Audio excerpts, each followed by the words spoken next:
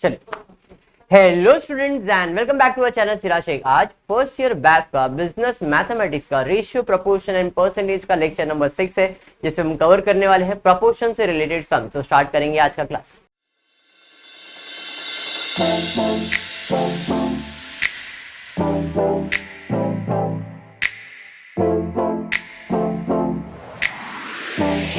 पिछले लेक्चर के अंदर हमने कंप्लीट किए थे कुछ सम्स। मेरे हिसाब से 25 तक टेक्स्ट बुक के सम्स खत्म कर दिए थे। 26 सम प्रपोर्शन के बारे में बताया था, डायरेक्ट प्रपोर्शन और indirect proportion. What is direct proportion? Direct मतलब चीजें बढ़ेगी, प्रपोर्शन बढ़ेगा। चीजें कम होगी, प्रपोर्शन, उसे डायरेक्ट प्रपोर्शन कहते हैं। Ratio will be same, equal.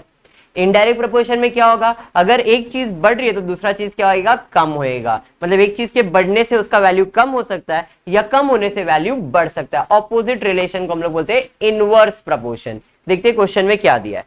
10 labours working 9 hours a day complete an agriculture job in 15 days. An agriculture job which is double the above job is to be completed in the same number of days by employing 15 laborers. Find the number of hours per day this job should be worked. Question पहले समझते हैं question में क्या दिया, फिर इनका relation देखेंगे और जो फाइंड करना है वो प्रपोर्शन से करेंगे, डायरेक्ट या तो इनडायरेक्ट। क्वेश्चन में दिया था 10 लेबर वर्किंग कर रहे हैं 9 hours a day to complete agriculture job in 15 days। तो यहां पे सबसे पहला मैं लिख रहा हूं क्या दिया है, 10 लेबर्स दिया है, नंबर ऑफ लेबर, आवर्स दिया है, आया नहीं, फिर एक कुछ जॉब दिया है और डेज दिया। इतना सब इंफॉर्मेशन दिया। क्या बोला है? 10 लेबर, नंबर ऑफ लेबर्स कितना? 10। कितने आवर्स काम करने वाले हैं? 9 hours। जॉब के बारे में अभी कुछ नहीं, बट कितने दिन में? 15 दिन। एक जॉब है जिसे आप 15 दिन में कवर करने वाले हैं। ठीक है, अब आगे क्वेश्चन में दिया है an agriculture job which is double the above job. पहले एक जॉब था, अब ये जॉब डबल करना है। डबल करके भी वर्किंग डेज वही रखना है, वर्किंग डेज वही रहेगा। Double two complete the same number of days by employing 15 labours. अब लेबर कितना करना है? 15। और फाइंड करना है कितने आवर्स में ये काम कंप्लीट होगा। क्लियर? अब सवाल क्या है मेरा कि कौन सा चीज किसको क्या है। जैसे मैं अगर आवर्स की बात करूंगा, आवर्स और लेबर की बात करूंगा, देखो आवर्स और डेज का बात करने कोई मतलब नहीं है। क्यों? डेज सेम है तो रेशियो तो कैंसिल ही हो गया, तो इधर रेशियो इसका फाइंड नहीं करना। तो रेशियो किसका किसका फाइंड करना है? आवर्स का लेबर के साथ, आवर्स का जॉब के साथ, इन दोनों के बीच में अपने को रेशियो निकालना है। तो पहले मैं आवर्स और लेबर की बात करता हूं, तो मुझे बताओ आवर्स और लेबर में रिलेशन क्या है। पहले काम हो रहा था, 10 लेबर काम कर रहे थे 9 आवर्स में, तो 15 दिन लग रहा था काम करने के लिए। आज लेबर 15 लगने वाला है, तो आवर्स कितना लगेगा वो काम करने के लिए? सीधा हिसाब है सर, आवर्स कम ही हो जाएगा। 10 लेबर 9 आवर्स में काम कर रहे, 15 दिन लगा रहे, 15 लेबर काम करेंगे, आवर्स कम होगा तो 15 दिन में काम तो होगा। मतलब यहाँ पे रिलेशन क्या हुआ? लेबर बढ़ गया तो आवर्स क्या होने वाला? कम होने वाला है। तो यहाँ पे कौन सा रिलेशन आएगा? Inverse relation. तो आई कैन से यहाँ पे number of hours is inversely proportion to labor। एक रिलेशन मिल गया। अब जॉब की बात करूंगा, तो जॉब जो है, पहले जॉब 1 जॉब कर रहे थे 9 आवर्स में, अभी वही जॉब डबल करने वाले, तो आवर्स में कोई बदलाव आएगा क्या? नहीं, जॉब वही है, जॉब डबल करना है, आर्स जो है वो इससे कनेक्ट होगा, इससे इसको कोई लेन देन है क्या?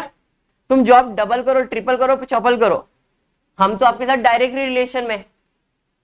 एक जॉब कराएंगे, 2 जॉब करवाएंगे, 3 जॉब करवाएंगे, लेबर तो उतना ही लगने वाला है, आर्स तो उसको उतना ही देने का है। मतलब जॉब यानी कि आर्स इज डायरेक्टली रिलेटेड। ये बढ़ाओगे तो इसको बढ़ाना पड़ेगा, इसको घटाओगे इसको कम करवाना पड़ेगा। मतलब आर्स और जॉब क्या है? डायरेक्ट प्रपोर्शन है। समझा मैंने क्या बोला? पक्का?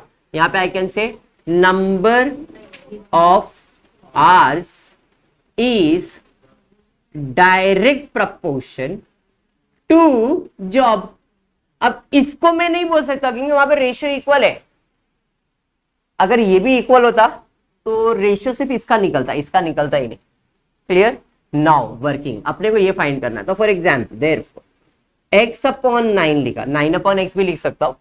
x upon 9 is equal to x upon 9, तो इधर का रेशियो क्या आएगा? x के साथ 15 है तो it would be 10 upon 15 inverse into direct है तो ये यहां पे क्या आएगा?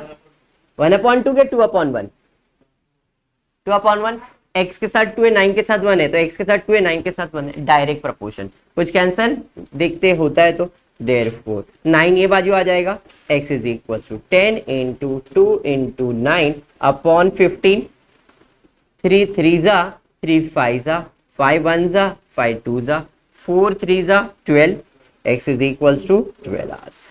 मतलब कितने आवर्स काम करने पड़ेंगे? 12। हो गया सम कंप्लीट। बात समझा लॉजिक? चलिए बढ़ेंगे आगे। उसके बाद क्वेश्चन नंबर 7, ये लॉजिक से अपने को सम्स करना, मैंने पिछले लेक्चर में बताया था, ये लॉजिक को समझ जाना है। डायरेक्ट और इनडायरेक्ट प्रोपोर्शन समझो, सम हो जाएगा। नेक्स्ट क्या दिया है? Mining job can be completed in 30 days by employing 50 labours who work for 10 hours a day as per agreement with the union of the working hours per day to increase to 12 hours because the enhancement in the wages, but the management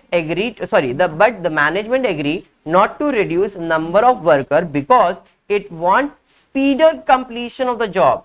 In how many less number of days the job will be completed? अब यहाँ पे क्या क्या information दिया है? सबसे पहला दिया है a miming job can be completed in 30 days by employing 50 laborers who work for 10 hours a day.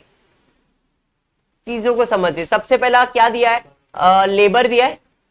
Question number क्या था ये? 27 या 28? 27 ना। सबसे पहला दिया है नंबर ऑफ लेबर, तो यहां पे लिख देता हूं number of labour. Number of labour कितना है? Number of labour 50। फिर क्या दिया हुआ है? नंबर ऑफ डेज दिया है। हाँ, क्या आवर्स दिया है? आवर्स दिया है। चलो ठीक है, नंबर ऑफ आवर्स, कितने आवर्स काम करने के लिए बोल रहा है? 10 आवर्स। उसके बाद दिया है आपको जॉब।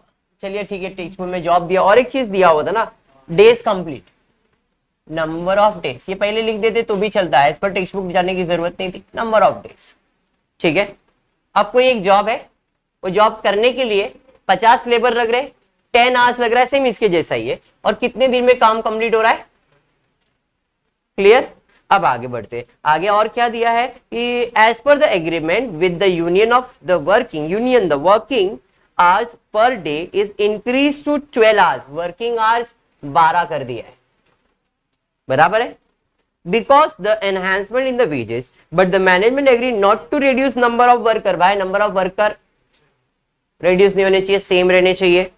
आगे दिया है because it want a speeder completion of the job. Job वही है, खाली कंप्लीट जल्दी होना चाहिए। कितने दिन में, वो फाइंड करना है। चलिए अब बताइए मुझे, क्या किससे प्रपोर्शन होगा? ये तो इक्वल है, ये भी, मतलब इन दोनों का रिलेशन निकालना है। अब बताओ, number of days will be equals to number of hours, proportion क्या होगा? डायरेक्ट क्या indirect? Simple logic, direct proportion है क्या इनडायरेक्ट प्रपोर्शन है? ये चीज आपने इधर किया हुआ है, डेज और आवर्स के बीच में। इसके पहले में डेज और आवर्स इक्वल ही था, यहाँ पे इनडायरेक्ट प्रपोर्शन या डायरेक्ट प्रपोर्शन, सिंपल ही बोल दो। क्यों ऐसा?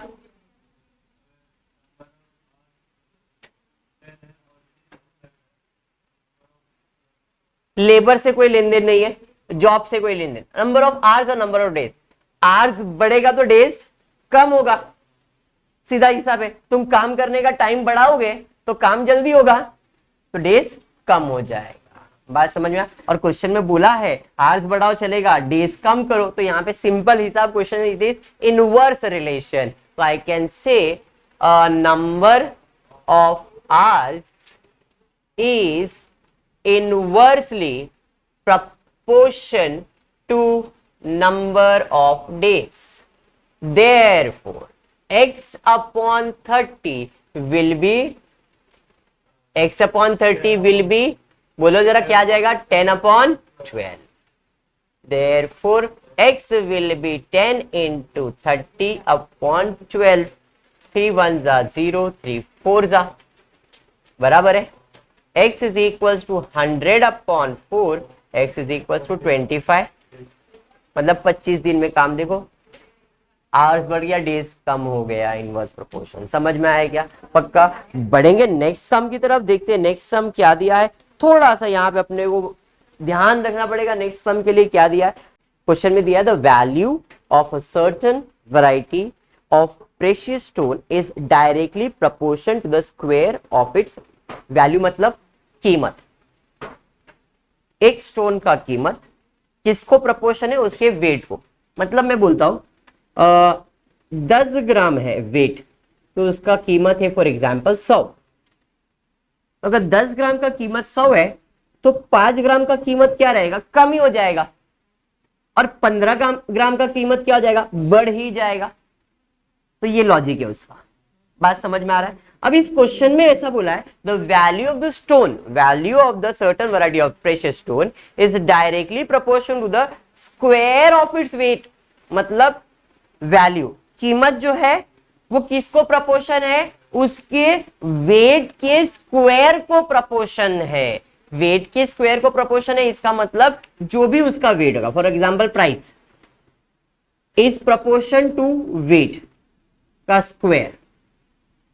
बात समझता है? तो अभी ये मैंने ऐसा लिखा, ये तुमको समझेगा नहीं, तो अपन उसको अपने एक भाषा में एक्सप्लेन कर देता हूं। सबसे पहला मैं लिखता हूं तो वैल्यू जो है, या तो जो कीमत है, प्राइस बी एक्स ले लो या वाई ले लो या जेड ले लो, जो भी तुमको लेने का।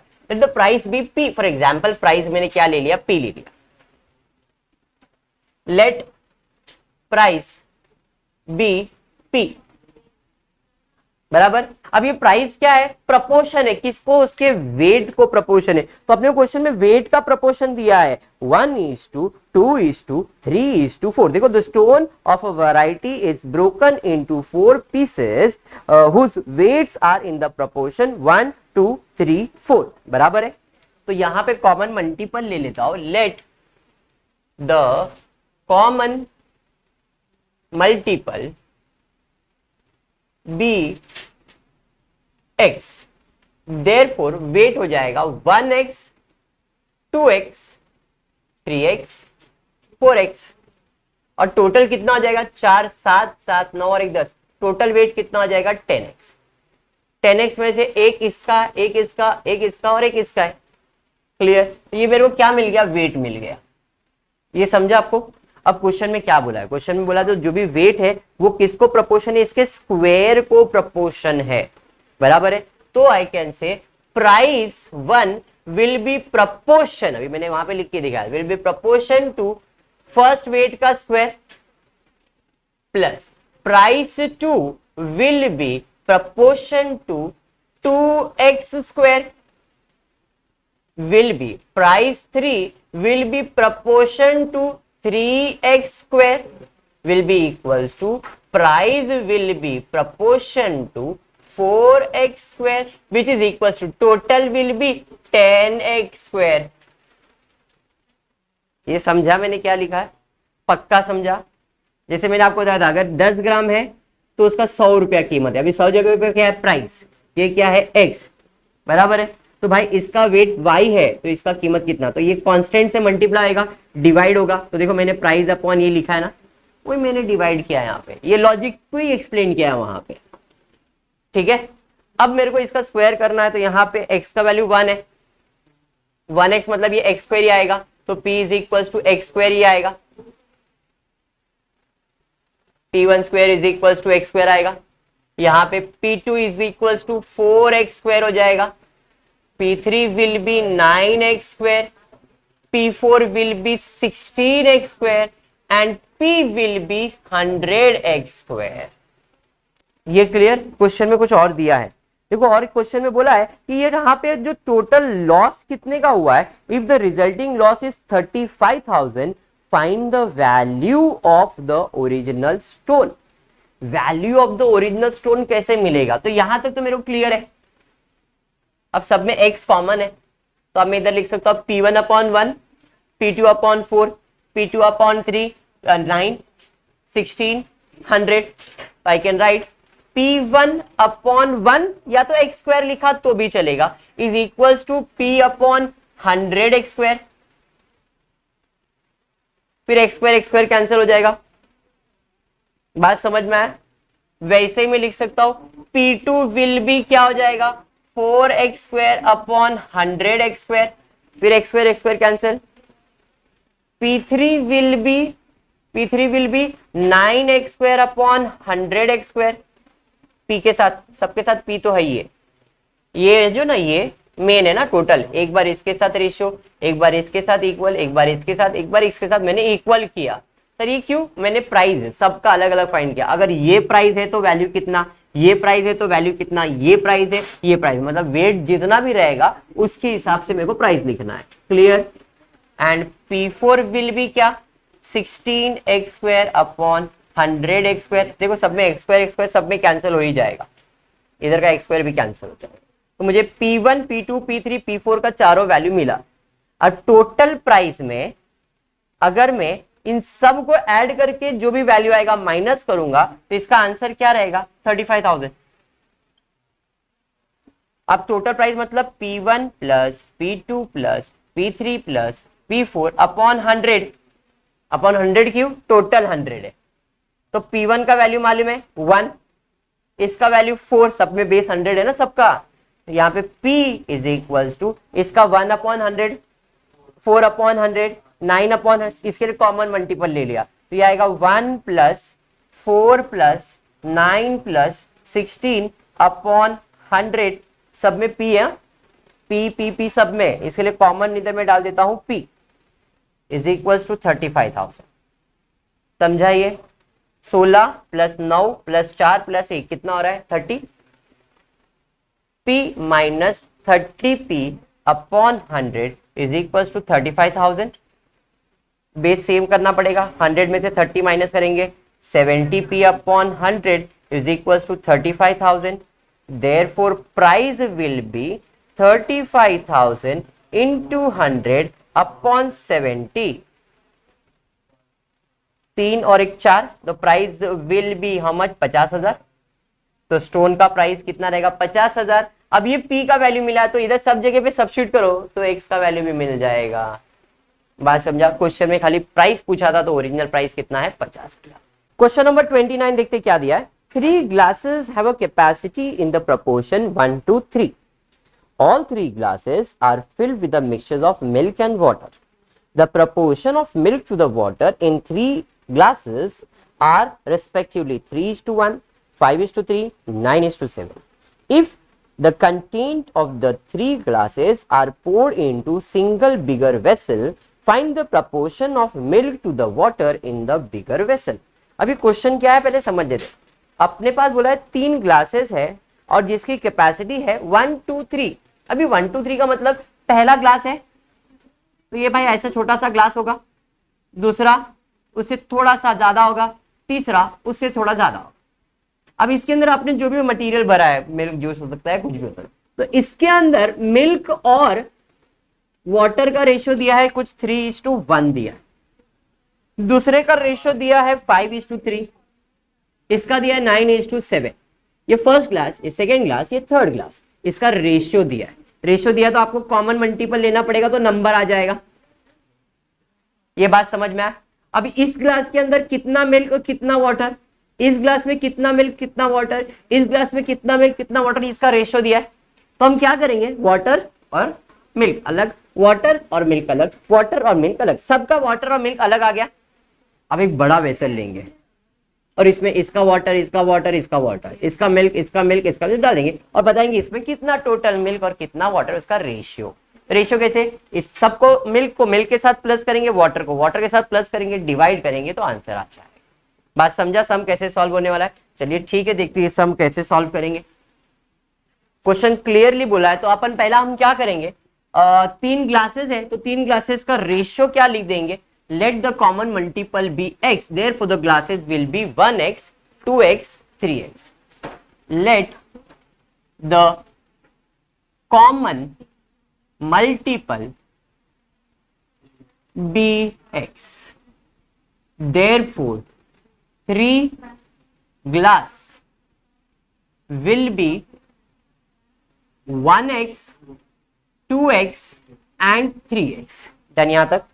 अब क्वेश्चन में और क्या दिया है, रेशियो दिया है, रेशियो ऑफ वाटर, क्या मिल्क टू द वाटर बोला है, क्या बोला है, milk to water in glass 1 या तो first glass,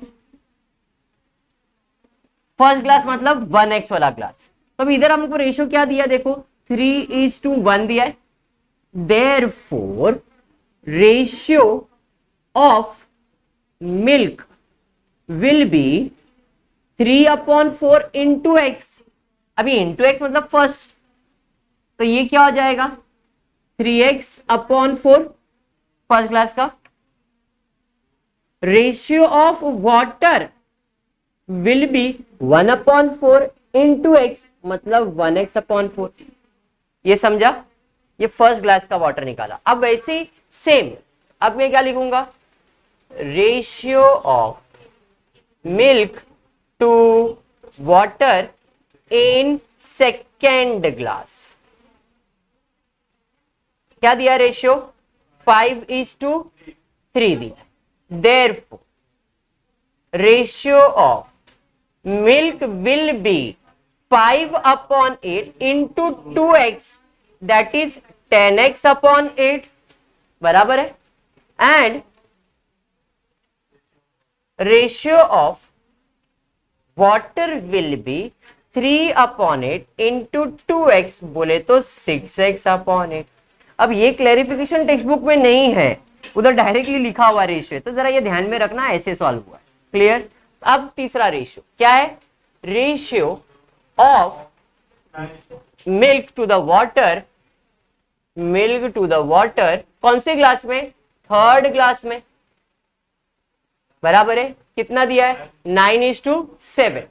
therefore ratio of milk will B 9/16 of 3x 27x/16 and ratio of water to water will be 7/16 into 3x that is 21/x।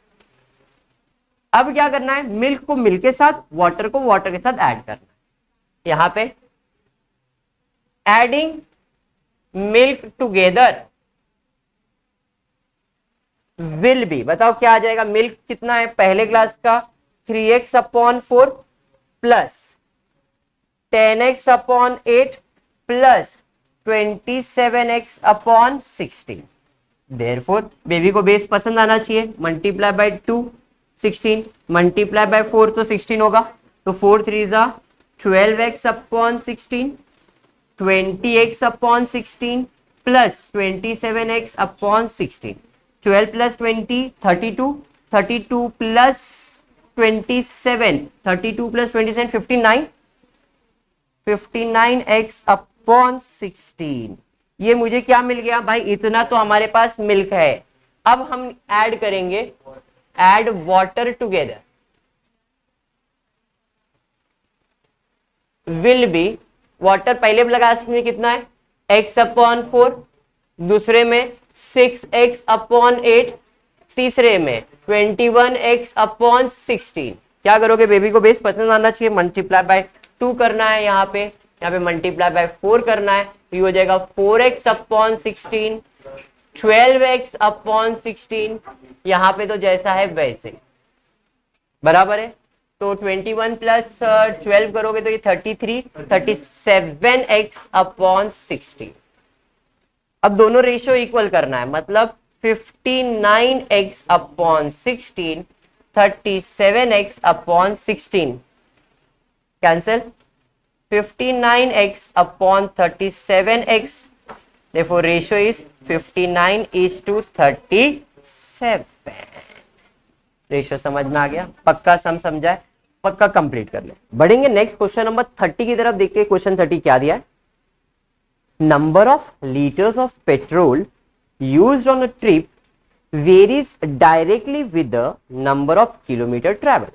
मतलब petrol is directly proportion to distance या तो kilometre, बराबर है। अब जो direct proportion था मतलब petrol का कीमत डिस्टेंस पे डिपेंड, तो P अपॉन डी आ जाएगा।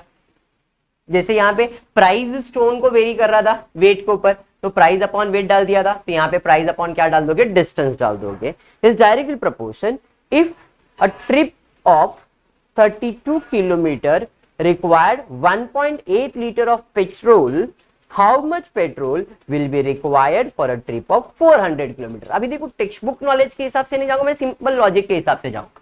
क्वेश्चन में बोला है एक डायरेक्ट प्रपोर्शन है, if trip 32 kilometre is required 1.8 litre of petrol, मतलब 32 किलोमीटर अगर ट्रैवल करना है तो आपको कितना पेट्रोल लगेगा, 1.8 लीटर पेट्रोल लगेगा, बराबर है। और ये डायरेक्टली प्रोपोर्शन है, तो 400 किलोमीटर ट्रैवल करना है, किलोमीटर को किलोमीटर के नीचे लिख दो, तो कितना पेट्रोल लगेगा। तो ये कैसे क्या करोगे, क्रॉस मल्टीप्लाई, देयरफॉर क्या फाइंड करना है, लीटर इन पेट्रोल्स ना, petrol required will be 1.8 into 400 divided by 32, 4 1 जा 0 0 0, 4 8 जा बराबर है 4 2 जा 4 25 जा 2 1 जा 9 जा 18, कैलकुलेटर तो अपने पास है ही है। Therefore petrol will be 25 into 0.9 multiply करो कितना आ रहा है, देखो 25 इंटू 0.9 कितना आ रहा है, 25 इंटू 0.9 मतलब 25, 22 के आसपास आएगा, 22 पॉइंट कितना 22.5 लीटर्स हो गया सम। अब टेक्स्ट बुक के अंदर बहुत बड़े बड़े लॉजिक्स देखी किए, बट आपने ऐसा लिखा तो भी करेक्ट है। क्लियर, बढ़ेंगे नेक्स्ट क्वेश्चन की तरफ, देखते हैं नेक्स्ट क्वेश्चन क्या दिया है। क्वेश्चन में दिया है Harmony gets interest of ₹340 on ₹4000 on her credit bank account, मतलब 340 रुपया इंटरेस्ट मिलेगा अगर 4000 रुपया इन्वेस्ट किया है। अब वन सेकेंड यहाँ पे डायरेक्ट प्रपोर्शन है, जितना ज्यादा पैसा उतना ज्यादा ब्याज। तो यहाँ पे बोला उसने क्लियरली 340 रुपया इंटरेस्ट मिल रहा है अगर 4000 रुपए उसके बैंक अकाउंट में है। If the interest very directly proportion to the amount deposited, how much her friend Harry should put in his account to earn a interest of 500 for the same amount of time. ये question number 30 था। अब 31 simple logic है, देख क्या बोला है, 4000 रुपया invest करोगे 340 रुपया क्या मिलेगा, इंटरेस्ट मिलेगा, ये डिपॉजिट किया बराबर है। अब उसको इंटरेस्ट कितना चाहिए, तो कितना डिपॉजिट करना पड़ेगा, डायरेक्ट प्रपोर्शन तो ऐसे ही करने वाले, देयरफॉर आई कैन से 4000 इंटू 500 डिवाइडेड बाय 340। कैंसलेशन कर देते हैं, 3 के टेबल से नहीं, 3 के टेबल से तो जाएगा नहीं, 4 के टेबल में भी नहीं जाएगा, 0 0 कैंसिल। कैलकुलेटर नाम का प्राणी अपने पास है, ज्यादा सोचेंगे नहीं।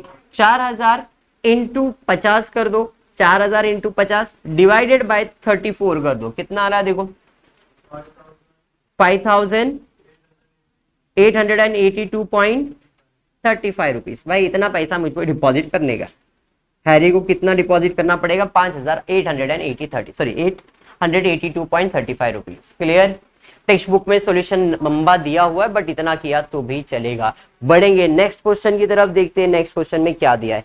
The volume V of a gas at a constant temperature varies inversely. यहां पे रिलेशन उल्टा आ गया, इनवर्स रिलेशन आया। क्या बोला है, the volume V of a gas at a constant temperature varies inversely as the pressure. If the pressure is 36 kg per square meter, the volume is 18 cubic meter. फिर आगे दिया है, if the pressure is 36 kg per square meter, the volume is 18 cubic meter. What will be the volume when the pressure is 48 kg per square meter? अब question आपको दिया है, the volume of a gas at a constant temperature varies inversely. Inverse है मतलब relation उल्टा आ जाएगा।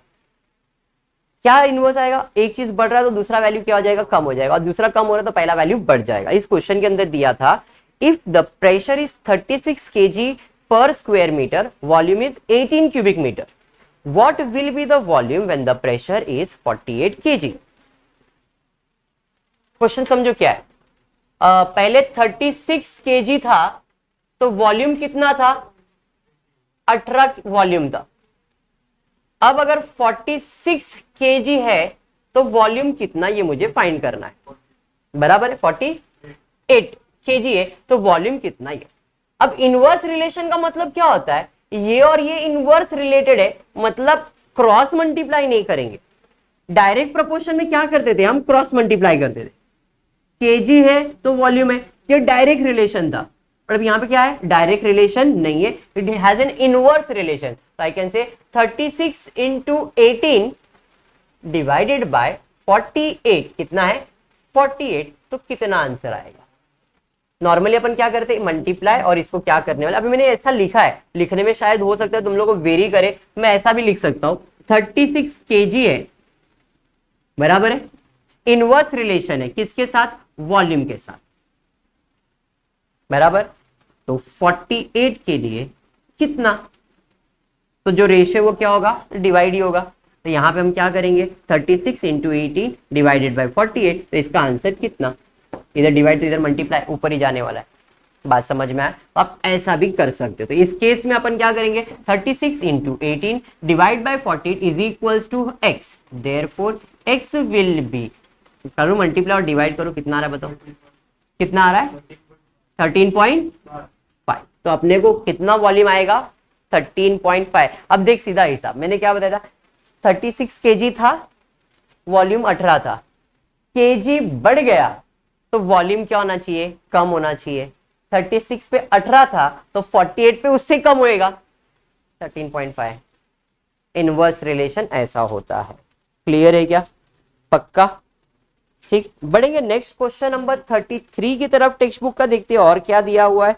The cost of shooting material varies jointly with and length, मतलब ये डायरेक्ट प्रोपोर्शन की बात कर रहा है कि जो कॉस्ट ऑफ मटेरियल है किसी का कपड़े का, शूटिंग मटेरियल का, is jointly with and length.